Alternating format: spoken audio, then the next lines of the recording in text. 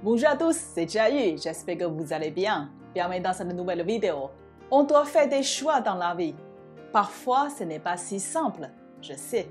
Mais attention, en chinois, faire le choix, ce n'est pas difficile. Aujourd'hui, dans cette vidéo, nous allons apprendre comment faire un choix en chinois. Vous allez voir, c'est beaucoup plus simple quand on fait un choix en chinois que faire le choix dans la vie. N'hésitez pas à vous abonner si ce n'est pas encore fait. Allez, on y va.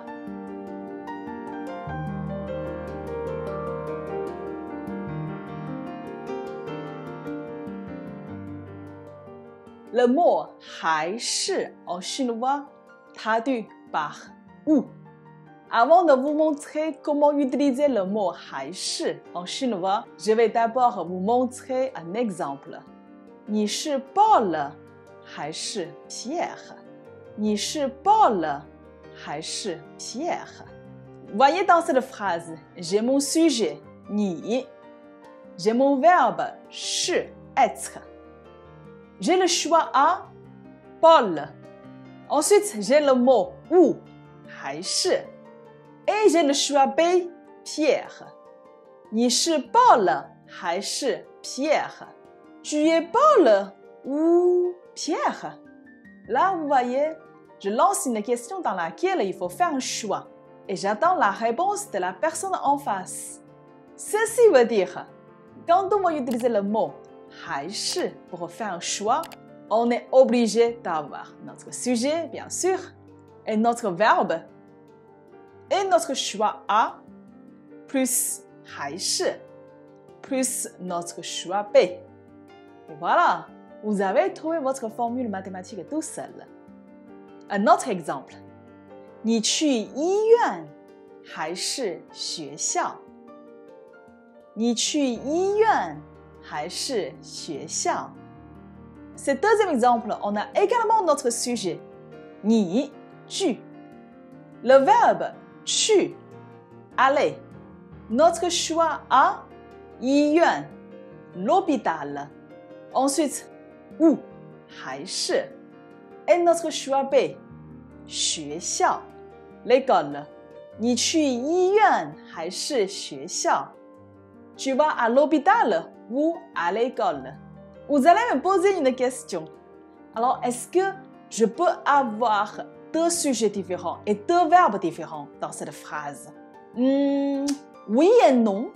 On peut avoir deux verbes différents, mais pas deux sujets différents, parce que c'est toujours une seule personne qui fait un choix, et ce n'est pas deux personnes qui font un choix.